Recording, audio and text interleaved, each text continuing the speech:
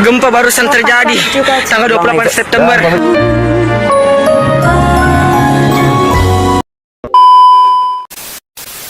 Assalamualaikum warahmatullahi wabarakatuh. Halo semuanya, perkenalkan saya Chandra Ayu Rizky dengan NIM 50223111029. Pada kesempatan ini saya akan mempresentasikan hasil analisis terhadap jurnal yang berjudul Manajemen Mitigasi Bencana Kota Palu yang ditulis oleh Widarti Gularsi Sukino dan rekan-rekan pada tahun 2019. Jurnal ini membahas bagaimana manajemen mitigasi bencana yang dilakukan oleh Badan Penanggulangan Bencana Daerah atau BPBD Kota Palu, serta berbagai faktor yang mendukung dan menghambat pelaksanaan mitigasi bencana di wilayah tersebut.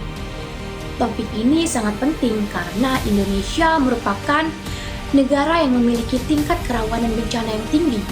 Oleh sebab itu, kemampuan pemerintah dalam melakukan mitigasi bencana menjadi salah satu faktor yang penting dalam melindungi masyarakat dan mengurangi risiko kerugian akibat bencana. Kota Palu merupakan salah satu yang memiliki tingkat kerawanan bencana yang cukup tinggi di Indonesia. Kondisi ini disebabkan oleh letak geografis Kota Palu yang berada di jalur sesar Palu Koro, yaitu salah satu sesar yang aktif yang memiliki aktivitas tektonik yang tinggi. Akibatnya, kondisi tersebut Kota Palu sangat rentan mengalami gempa bumi dan berbagai macam bencana turunannya.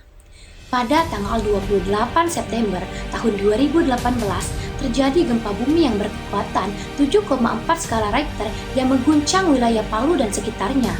Gempa tersebut kemudian memicu terjadinya tsunami dan likuifaksi yang menyebabkan kerusakan yang besar. Berdasarkan data yang dijelaskan dalam jurnal, bencana tersebut mengakibatkan 2.256 korban meninggal dunia dan kerugian mencapai sekitar 13,82 triliun rupiah. Besarnya jumlah korban dan kerugian tersebut menunjukkan bahwa upaya mitigasi bencana masih perlu ditingkatkan. Oleh karena itu, penelitian ini dilakukan untuk mengetahui bagaimana manajemen mitigasi bencana yang diterapkan oleh BPBD Kota Palu dan apa saja faktor yang mempengaruhi keberhasilannya. Dalam penelitian ini digunakan teori manajemen dari Luther Gulick yang dikenal dengan konsep PORTSCORP. PORTSCORP terdiri dari 7 fungsi manajemen, yaitu planning atau perencanaan, organizing atau pengorganisasian, staffing atau penyusunan pegawai, directing atau pengarahan, coordinating atau koordinasi, reporting atau pelaporan, dan budgeting atau penganggaran.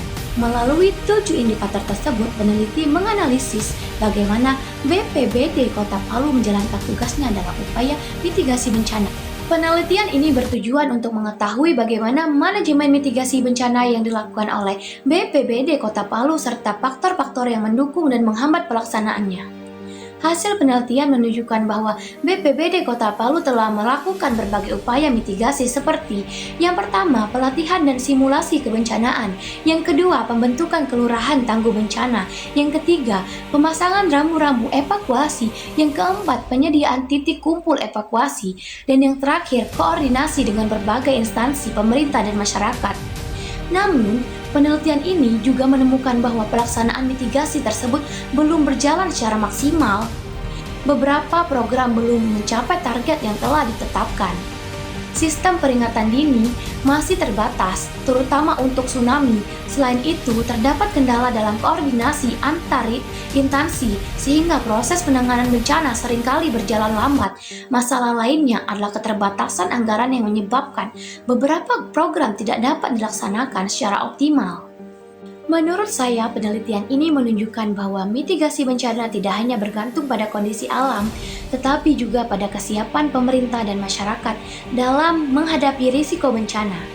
Pemerintah Kota Palu sebenarnya telah melakukan berbagai langkah mitigasi, namun keterbatasan anggaran, sarana prasarana, dan sumber daya manusia membuat hasilnya belum maksimal.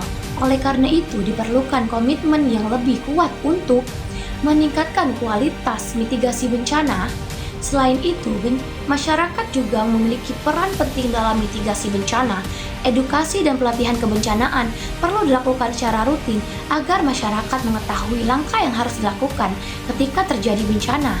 Faktor pendukung mitigasi bencana di Kota Palu adalah adanya kerjasama antara BPBD, pemerintah daerah, organisasi masyarakat, serta relawan yang ikut terlibat dalam kegiatan kebencanaan. Sementara itu, faktor penghambatnya adalah keterbatasan sumber daya manusia, kurangnya sarana dan prasarana, serta minimnya anggaran yang tersedia untuk mendukung program mitigasi bencana. Berdasarkan hasil penelitian, dapat disimpulkan bahwa manajemen mitigasi bencana di Kota Palu telah berjalan, tetapi masih belum optimal. Berbagai program mitigasi telah dilakukan, namun masih terdapat hambatan pada aspek sumber daya manusia, sarana prasarana, koordinasi, dan anggaran. Oleh karena itu, diperlukan peningkatan kesiapsiagaan pemerintah dan masyarakat, penguatan sistem peringatan dini, serta dukungan anggaran yang lebih memadai agar risiko bencana dapat diminimalkan di masa yang akan mendatang. Bencana tidak dapat dicegah, tetapi dampaknya dapat dikurangi melalui mitigasi yang terencana, kerjasama yang baik, dan kesiapsiagaan seluruh pihak. Terima kasih. Wassalamualaikum warahmatullahi wabarakatuh. Ya Hani